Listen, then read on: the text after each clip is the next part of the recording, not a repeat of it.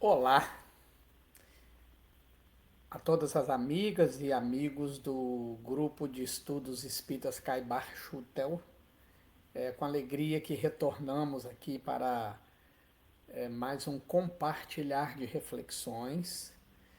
E a escolha do nosso tema de hoje é sobre a paciência nestes tempos de agitação, de transição planetária, às vésperas de um pleito político importante, eleições majoritárias.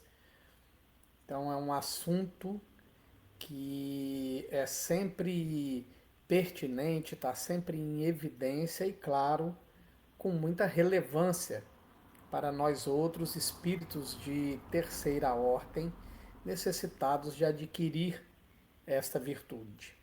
Então, vamos todos juntos refletir, né, a partir aí de um texto de Emmanuel que está no livro Caminho, Verdade e Vida, a lição 171, Paciência em Estudo, e é um recorte que Emmanuel faz do Evangelho de Lucas, capítulo 2, versículo 19, e em vossa paciência que possuireis as vossas almas.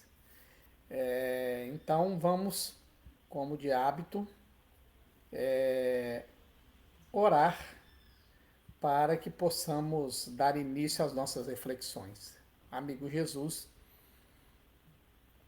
diante dos desafios que se impõem a todos nós na presente reencarnação e na nossa suprema necessidade de vencer a nós mesmos, vencer as nossas limitações e as nossas viciações, a fim de construir o reino de Deus no coração de todos nós te buscamos rogando-lhe a inspiração, a fim de que possamos aprender a retirar da letra o espírito que vivifica. Sejas conosco, hoje e sempre, que assim seja. Bem, como de praxe, nós sempre gostamos de começar com o contexto, né?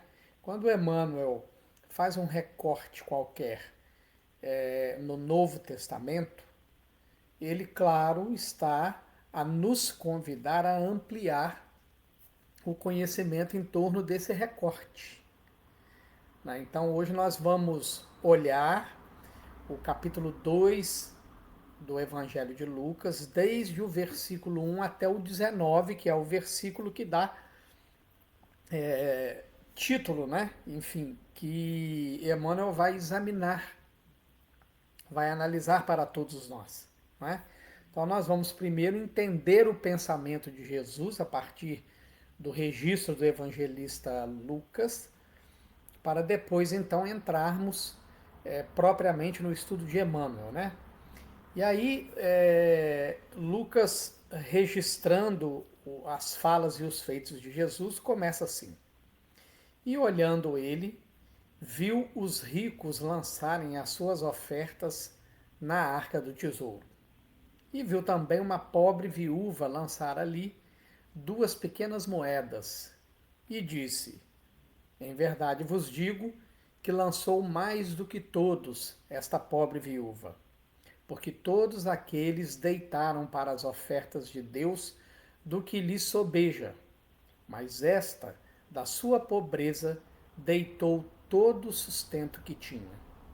E dizendo a alguns a respeito do templo, que estava ornado de formosas pedras e dádivas, disse: quanto a estas coisas que vedes, dias virão em que não se deixará pedra sobre pedra, que não seja derrubada. E aí nós vamos fazer um primeiro recorte neste texto, nessa fala de Jesus, né? A cena é aquela da viúva que doa 2 denários no gasofilácio, né? E Emmanuel nos convida a retirar da letra, Paulo, aliás, né, nos convida a retirar da letra o espírito que vivifica.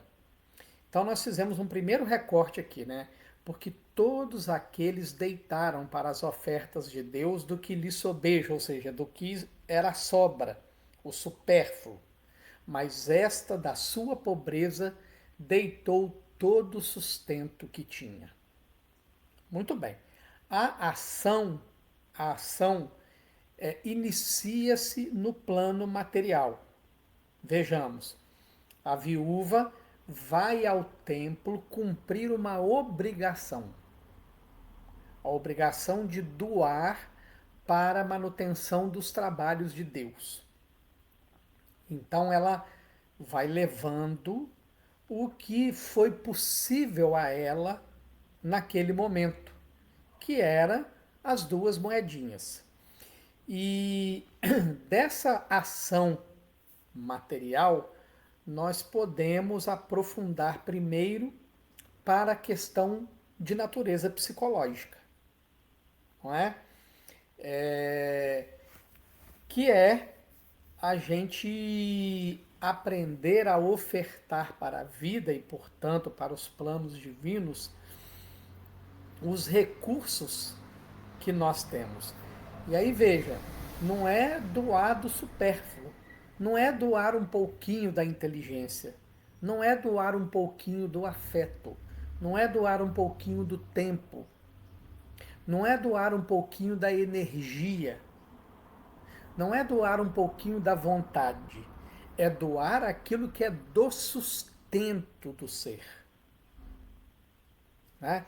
Então, o que Deus está esperando de nós e que Jesus está apontando aqui é que nós façamos uma doação plena, plena dentro dos nossos recursos, plena dentro das nossas limitações, plena dentro das nossas possibilidades. Este é o símbolo das 2 moedinhas. Mas além da questão psicológica, nós podemos aprofundar ainda mais para a questão espiritual. Né? E para a gente aprofundar para a questão espiritual, nós precisamos pensar na parábola dos talentos. Vamos recordar que ali Jesus conta a parábola de que o Senhor ia partir e ele chamou os seus servos e deu a cada um segundo as suas possibilidades. A um deu 5, a outro deu 3 e a outro deu 1 talento. Então vejamos que espiritualmente todos nós, quando reencarnamos, reencarnamos com possibilidades de contribuir.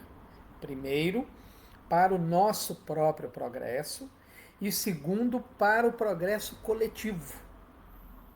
Claro que quando nós falamos em progresso coletivo, nós precisamos pensar nos níveis de alcance, de influência. Né? Alguns vivem numa bolha pequena, têm uma capacidade de influenciar uma pequena bolha. Outros com capacidade de influenciar uma bolha um pouco maior. Outros com capacidade de influenciar uma bolha enorme. Não importa. É por isso que para cada um a distribuição dos talentos foi diferente. Não foi igual. Né? Então um recebeu 5, o outro recebeu 3, o outro recebeu 1. Mas vejamos que todo mundo recebeu talentos. E aí o que tinha 5 e o que tinha 3 saíram e foram negociar. E aí a gente precisa prestar atenção nesse verbo, o verbo negociar. E aí a gente trazendo para o contexto humano, para a vida cotidiana, a gente sabe que uma negociação tem riscos. Nenhuma negociação traz em si a garantia de lucro, vai depender da habilidade de quem está negociando, vai depender da inteligência de quem está negociando, mas acima de tudo vai depender do objetivo que aquele que está negociando busca. E no nosso caso aqui, nós estamos falando de negociação para aquisição de virtudes, para desenvolvimento das nossas potencialidades. E é por isso que quando cada ser humano reencarna, cada um recebe segundo a sua capacidade, segundo o seu nível de desenvolvimento, e de novo, todos, desde aquele com a menor capacidade até aquele com a maior capacidade, todos temos condições de contribuir para a obra de Deus. Então, o que tinha 5, o que tinha 3 foram lá, negociaram, correram riscos. Podia ter dado errado. O lucro não podia ter sido, de repente, tão grande. Podia ter sido um lucro menor. Mas a gente vai compreender no texto que não é isso. Não é o lucro que é o principal. O principal é o esforço. O principal é a vontade, a boa vontade, o desejo de se colocar a favor de cumprir o nosso papel na obra de Deus. E aí, passado um tempo, o Senhor retorna e ele chama os seus servos à prestação de contas. Este é o símbolo espiritual do momento da morte, quando nós vamos retornar para a vida verdadeira, vamos ter um encontro com a própria consciência e vamos fazer um balanço, né, do que foi que nós fizemos com os talentos que nós recebemos. Né? E aí o Senhor chama o servo a quem ele tinha dado 5 talentos, e este dá a ele a notícia que ele havia negociado, ele multiplicou e entregou outros 5 talentos. O de 3, a mesma coisa. Ele entrega os 3 que recebera, mas entrega outros 3 que ele multiplicou. E aí vejamos que o Senhor não faz diferença entre o que multiplicou, o que dobrou 5 e o que dobrou 3, porque para os dois a fala é a mesma. Servo bom e fiel, entrai no gozo do vosso Senhor. Então vejamos que para Deus a questão não é quantitativa, a questão é qualitativa, já que o de 5 e o de 3 conseguiram multiplicar os talentos que receberam.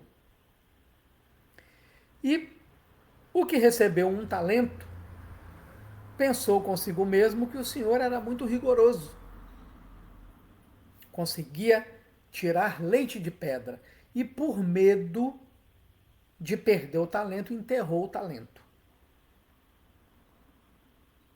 E aí a gente linka novamente com essa fala aqui do versículo 4 do capítulo 2 de Lucas, né?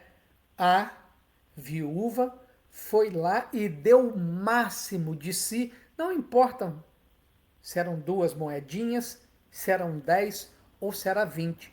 O que importa era o desejo de doar, a vontade de doar e, claro, o ato, a ação de doar. Então, nesse sentido, todos nós temos o óbolo da viúva, porque todos nós recebemos talentos, recebemos inteligência, recebemos tempo, recebemos corpo físico. Ah, mas e aqueles que vêm com limitações, com paralisia cerebral? O trabalho é mental. A transformação é mental, é transformação de sentimentos, é a transformação de desejos, é alinhamento entre o pensar e o sentir com os parâmetros do Evangelho. Então, em qualquer posição que o indivíduo reencarne, ele pode contribuir com a obra de Deus. E aí vamos para o segundo recorte. Quanto a essas coisas que vedes, ou seja, as doações exteriores, as coisas externas, dias virão que não se deixará pedra sobre pedra, que não seja derrubado, ou seja, essa crença no materialismo, a crença na matéria, o sentimento de que nós somos matéria, isso um dia vai ser desconstruído. A nossa identidade atual ainda é uma identidade com a matéria, nós nos identificamos com a matéria. É por isso que as coisas da matéria exercem uma influência muito grande sobre nós. É por isso que nós adoramos os repastos alimentares. É por isso que as roupas têm tanto apelo para nós. É por isso que a aparência, né, é tão determinante para nós. A aparência física, o embelezamento externo é tão importante. Mas tudo isso que hoje nós valorizamos, consideramos e nos identificamos, toda essa construção, toda essa identidade com a matéria, um dia vai cair, vai ser desconstruído.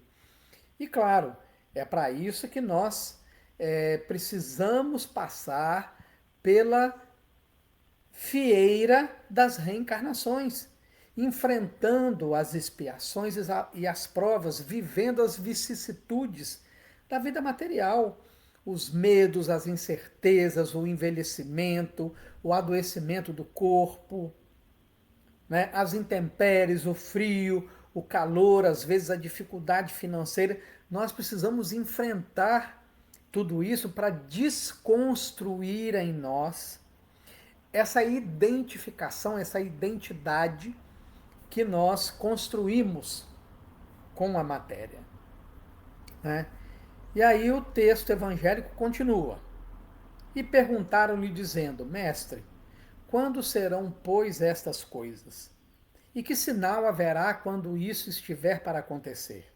Disse então ele: Vede, não vos enganem, porque virão muitos em meu nome dizendo: Eu sou o Cristo, e o tempo está próximo. Não vades, portanto, após eles. E quando ouvirdes de guerras e sedições, não vos assusteis, porque é necessário que isso aconteça primeiro, mas o fim não será logo. Então lhes disse: Levantar-se-á nação contra nação e reino contra reino, e haverá em vários lugares grandes terremotos, e fomes, e pestilências.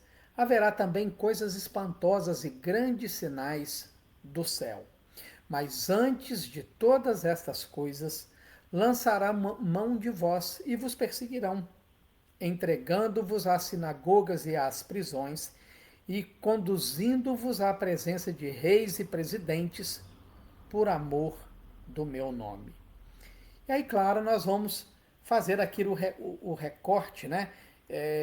No último trecho, no versículo 12, mas sem deixar de linkar com os outros versículos. Vejam bem, vamos ver o quadro externo que Jesus está traçando e como isso vai nos atingir internamente, para a gente compreender o objetivo, né?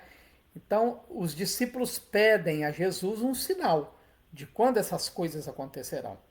E Jesus diz que o primeiro sinal é que muitos virão em nome dele, dizendo que são o Cristo e que o tempo está próximo.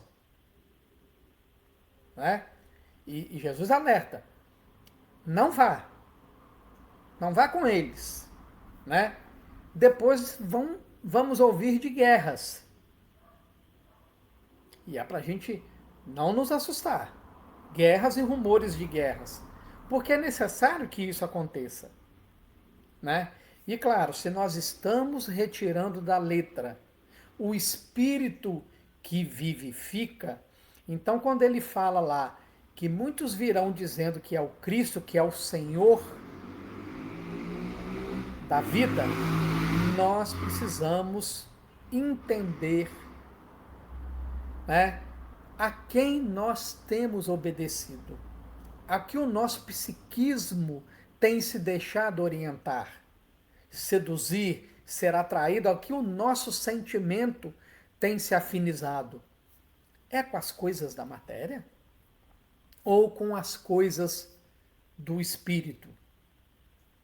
Porque se nós não nos questionarmos sobre isso, né, E nós vamos ver lá no texto do Emmanuel que ele vai nos fazer um alerta muito grave no final, né? A qual Senhor nós estaremos servindo se nós estivermos sintonizados, afinizados com as coisas da matéria, com o sexo desenfreado, com o consumismo desenfreado, não é? Então, depois quando ele vai falar de guerras, né, é preciso que a gente compreenda que nós estamos vivendo a terceira grande guerra mundial. E não é uma guerra como foi a guerra de 1945, que terminou em 1945, né? Quando os chamados aliados se posicionaram ali contra os alemães e os japoneses. Não, nós agora vivemos uma guerra ideológica. Nós vivemos uma guerra cultural.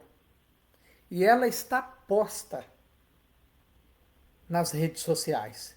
Então existe uma guerra que nos atravessa, não é? Uma guerra de ideias. E depois, grandes terremotos. Ou seja, o que o terremoto faz? Qual é o símbolo do terremoto? Ele choca as partes que nós tornamos rígidas, resistentes dentro de nós para produzir a lei de destruição, que não é apenas uma lei que destrói os continentes, os países, as cidades e as pessoas, corpos físicos, mas ela é também essa lei de desconstrução, de destruir conceitos, preconceitos, de abrir espaço para o novo, para o progresso. E essas coisas são necessárias que nos aconteçam, porque sem isso nós ficamos apegados ao velho, ao antigo. Quando a lei do progresso nos convida e nos arrasta o tempo todo adiante. Então, tudo isso, quando Jesus fala, mas antes de todas essas coisas, lançarão mão de vós e vos seguirão, entregando-vos às sinagogas e às prisões e conduzindo-vos à presença de reis e presidentes. E aqui vem o ponto-chave, por amor do meu nome. Ou seja, todas as crises que os indivíduos passam e que a sociedade como um todo passa, é uma prova para testar a nossa lealdade ao Evangelho de Jesus, para testar a nossa fidelidade ao Evangelho, para espicaçar o mal que há dentro de nós e, ao mesmo tempo, estimular o amor, o bem, a caridade, a justiça dentro de nós. Então, o motivo de todas essas coisas estarem acontecendo é isso. Nós estamos num teste de lealdade, num teste de fidelidade a Jesus. E o texto continua, né, para a gente encerrar o contexto. E vos acontecerá isso para testemunho. Olha, Lucas concluindo que todas as coisas que vão acontecer é um teste, um testemunho, um teste de lealdade, um teste de fidelidade. Proponde, pois, em vossos corações, não premeditar como a vez de responder, porque eu vos darei boca e sabedoria que não poderão resistir, nem contradizer todos quantos se vos opuserem. E até pelos pais e irmãos e parentes e amigos sereis entregues, e matarão alguns de vós. E de todos sereis odiados por causa do meu nome. Mas não perecerá um único cabelo da vossa cabeça. Na vossa paciência, possuí as vossas almas. Aí vamos ao primeiro recorte, né? E aí veja que interessante, né? E vos acontecerá isso para testemunho, proponde, pois, em vossos corações, não premeditar como a vez de responder, ou seja, não respondamos como homens materiais. Não respondamos como espíritos de terceira ordem, com predominância da matéria sobre o espírito, com ignorância sobre nós mesmos, como propensão ao mal, como aqueles que são possuidores de vícios e paixões decorrentes do egoísmo e do orgulho, mas sintonizemo-nos com as forças superiores da vida, porque é através desta sintonia com o que é nobre, com o que é sublime, com o que é superior,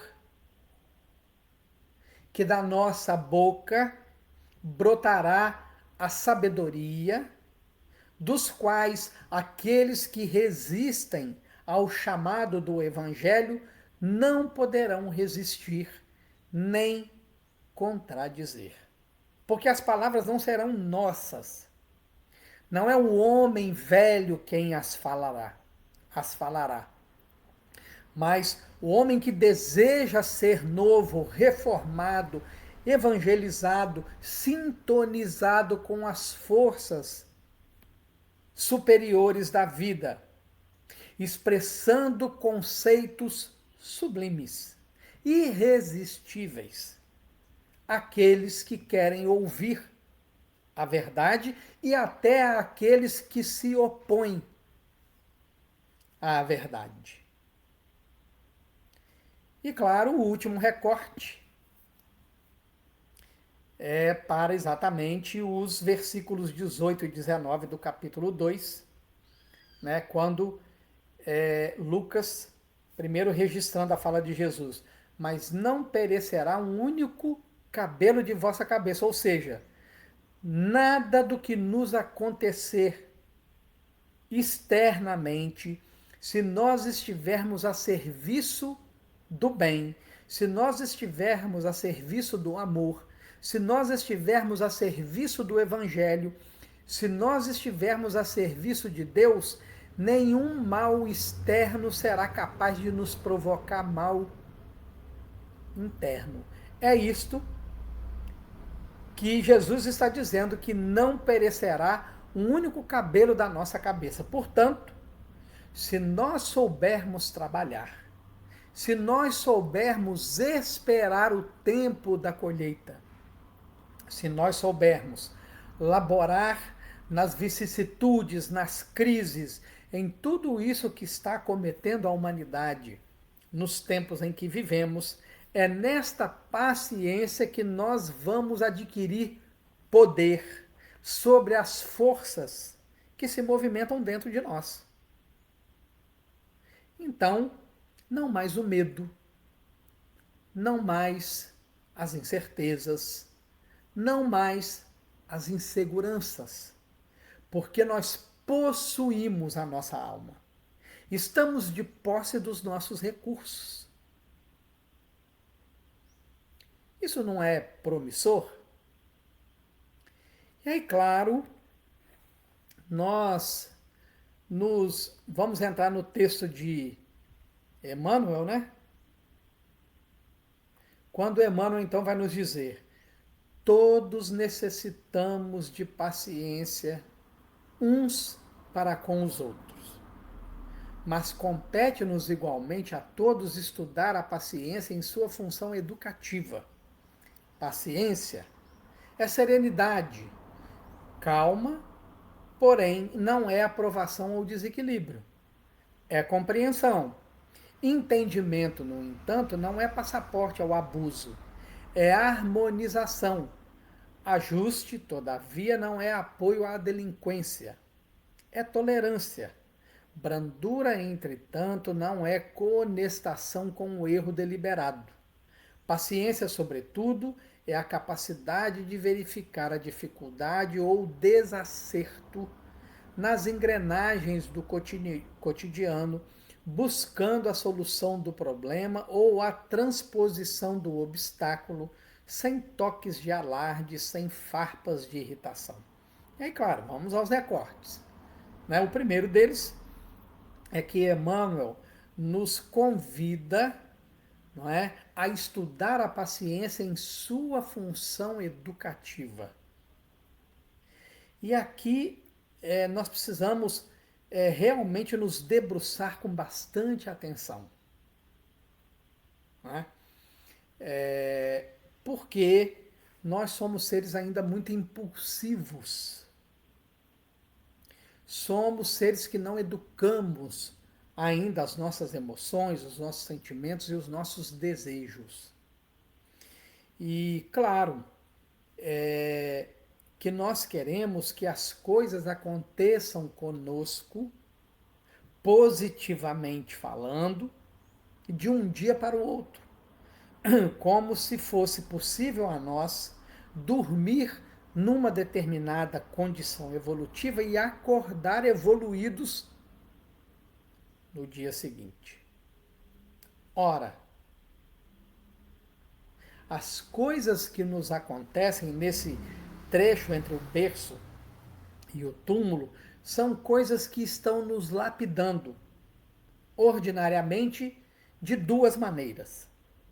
Uma, através das expiações, ou seja, colocando-nos no reajuste, no reencontro aos equívocos do ontem, com o qual nós precisamos nos reparar.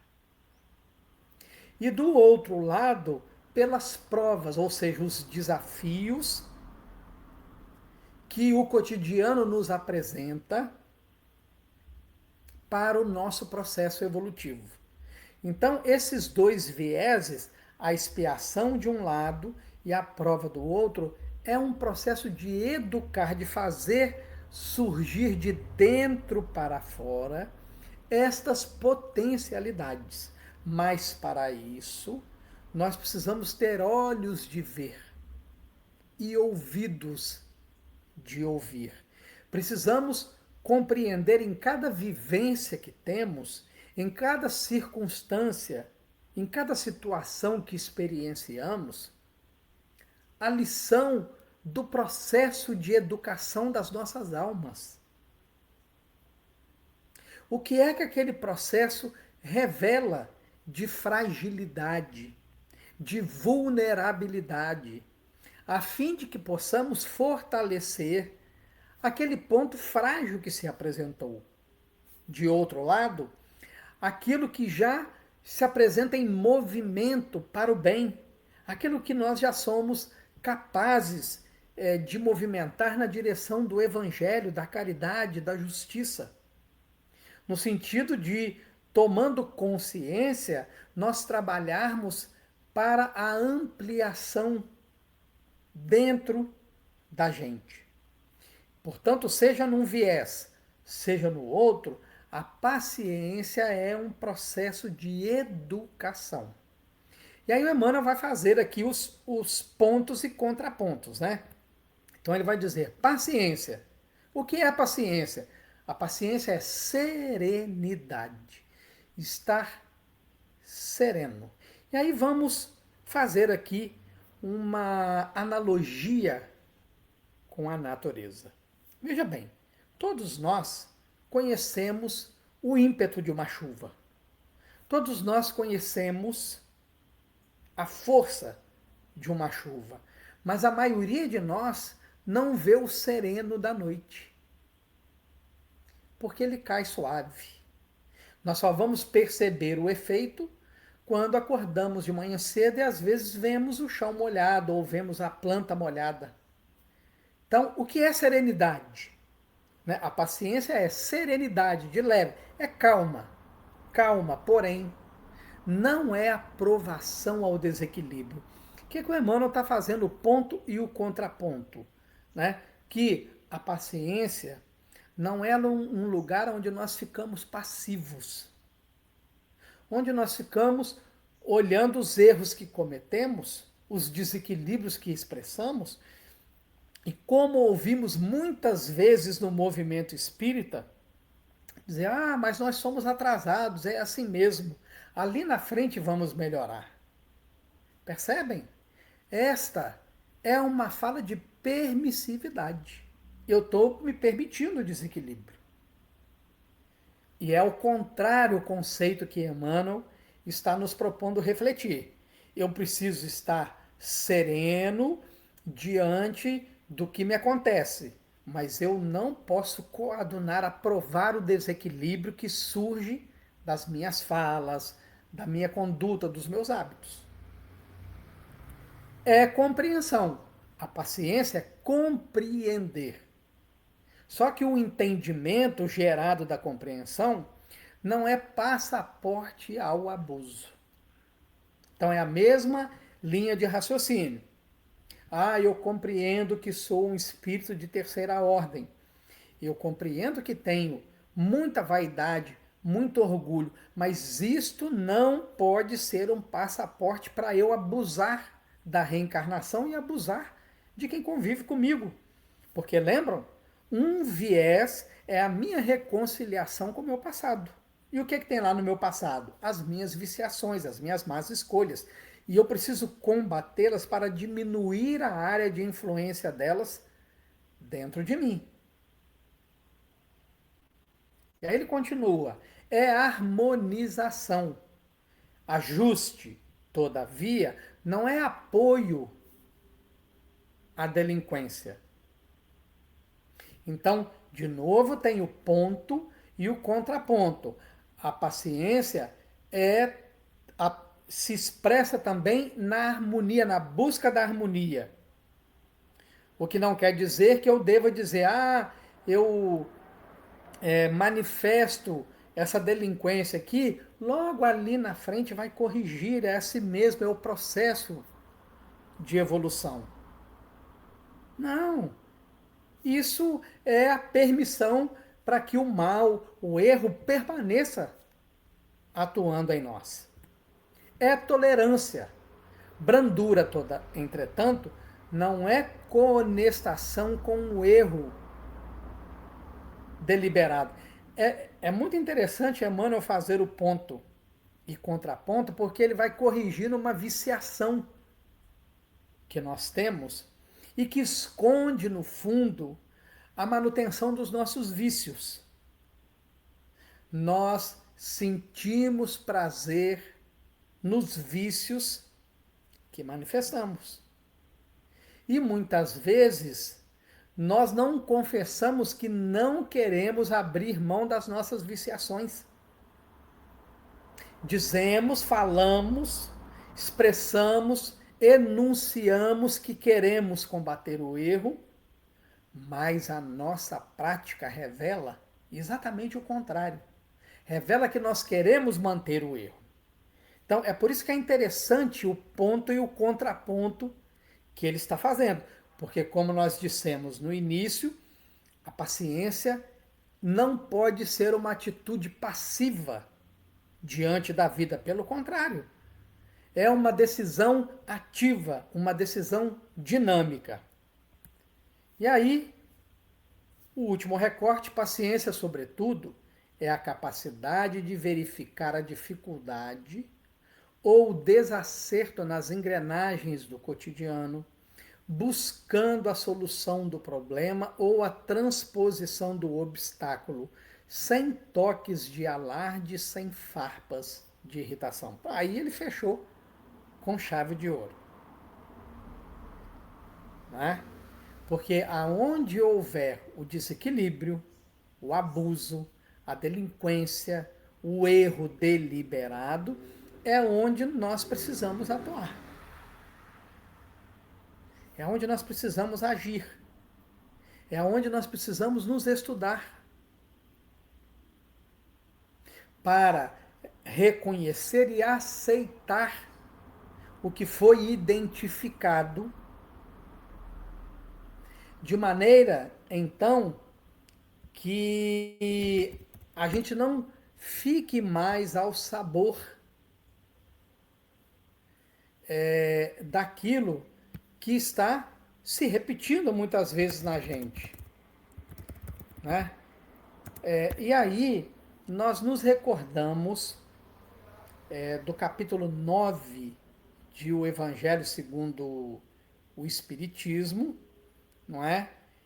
Que é bem-aventurados os que são brandos e pacíficos, lá no item 7, chamado a paciência.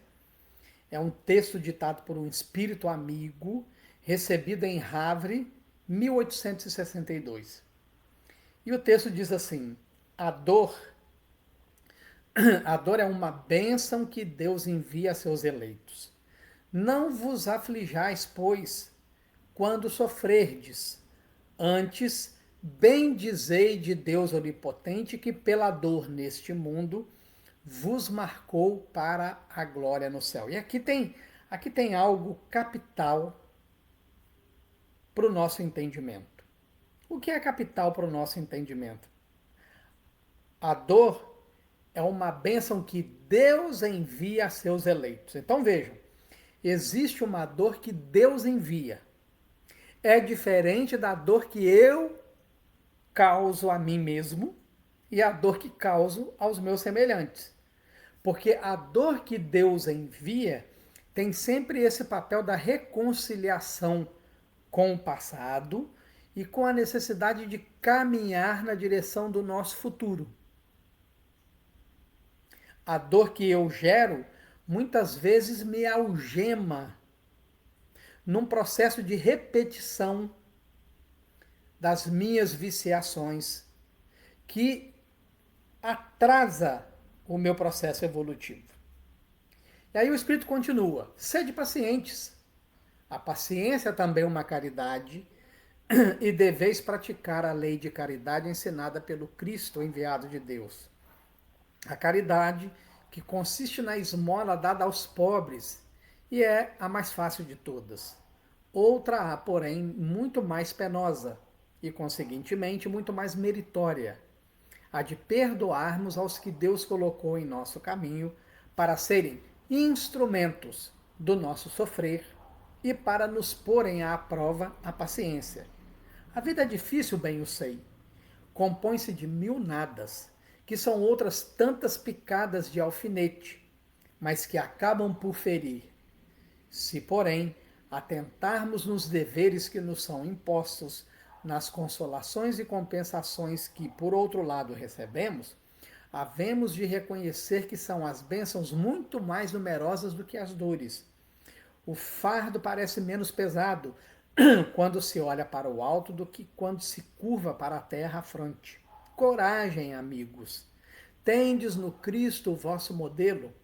Mais sofreu ele do que qualquer de vós e nada tinha de que se penitenciar, ao passo que vós tendes de expiar o vosso passado e de vos fortalecer para o futuro. Sede, pois, pacientes, sede cristãos. Esta palavra resume tudo. E aí nós trouxemos essa página que nos fala da paciência no Evangelho segundo o Espiritismo antes do último trecho do Emmanuel. Por quê? Porque Emmanuel vai nos apontar para Jesus. Ele vai concluir o texto colocando Jesus como modelo da paciência. Em todos os aspectos da paciência, recordamos Jesus. O Mestre foi no mundo o paradigma de semelhante virtude, mas não foi conformista. Não se apassivou diante do mal, conquanto lhe suportasse as manifestações, diligenciando meios de tudo renovar para o bem.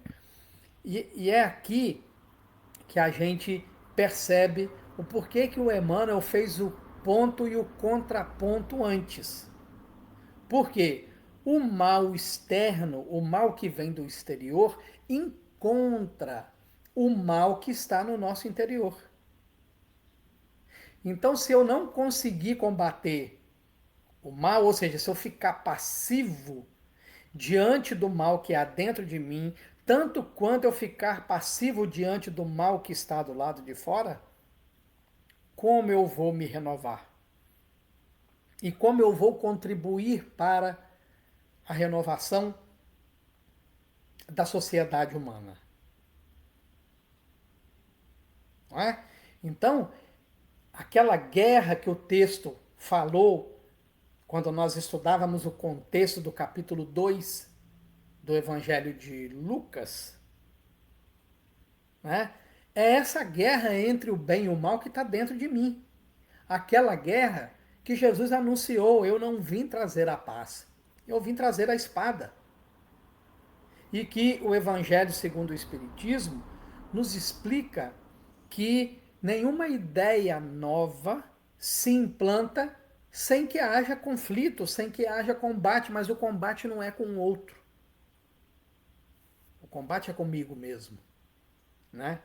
E em lhe lembrando a sinceridade e a franqueza, não nos será lícito esquecer que o Cristo se revelou tão paciente que não hesitou em regressar depois da morte ao convívio das criaturas humanas que o haviam abandonado.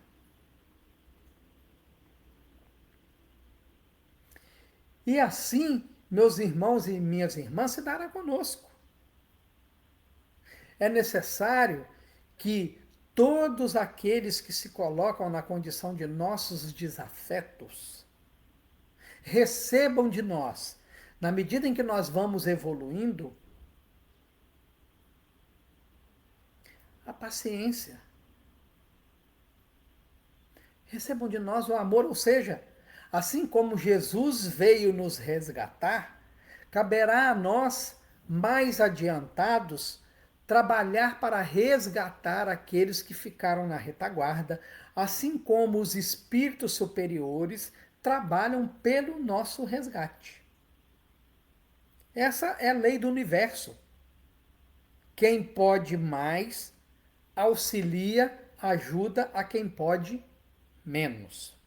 Ainda assim, Emmanuel continua, é forçoso reconhecer que ele se materializou perante os discípulos que, em maioria, podiam ser iletrados, esse trecho é muito importante, e medrosos, mas suficientemente sinceros para continuar-lhe a obra libertadora e não diante dos fariseus, altamente intelectualizados e profundos conhecedores das revelações divinas, mas habitualmente atolados em conveniências e preconceitos e, por isso mesmo, capazes de omitir a verdade e estabelecer a perturbação.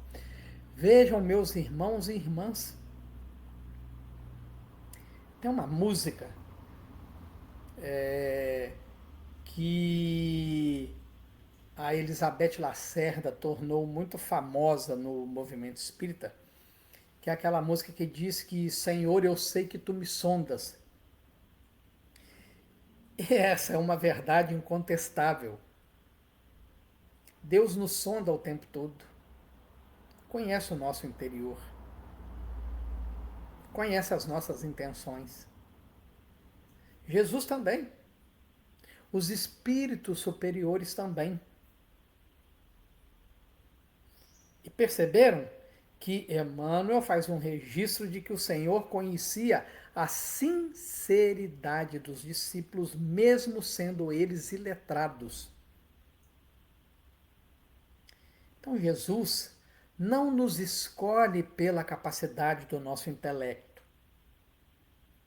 pela agudez do nosso raciocínio, pela pujança da nossa inteligência.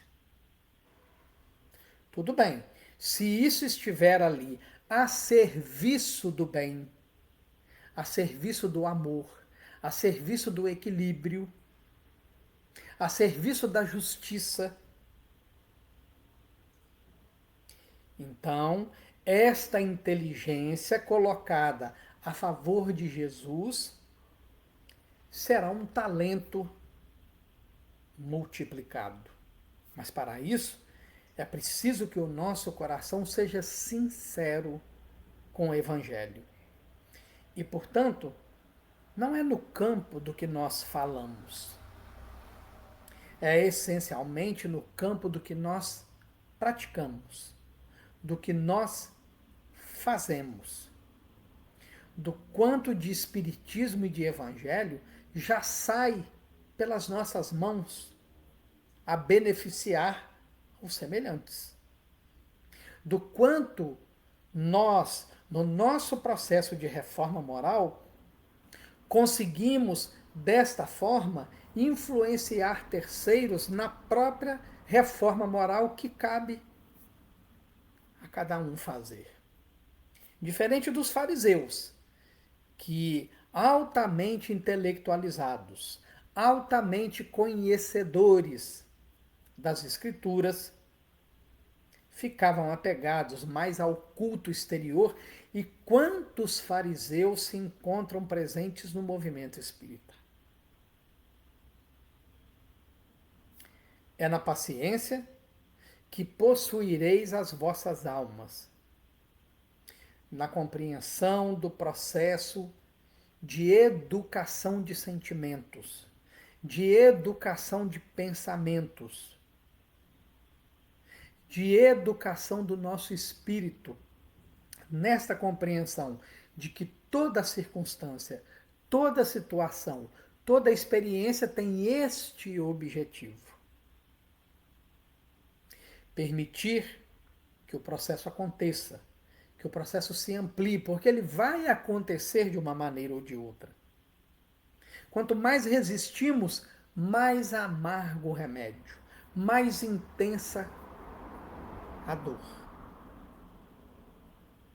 Portanto, tenhamos paciência com a gente mesmo, sem sermos permissivos com o mal que há em nós. Mas sejamos pacientes também com aqueles que atravessam o nosso caminho com vivências diferentes, com experiências diferentes, com conteúdos diferentes dos nossos. Porque eles também estão nesse processo de burilamento, de lapidação, de transformação moral. Acima de tudo, tomemos posse da nossa alma, no sentido de aprender a direcionar o que sentimos, de entender o que sentimos, de controlar o que sentimos,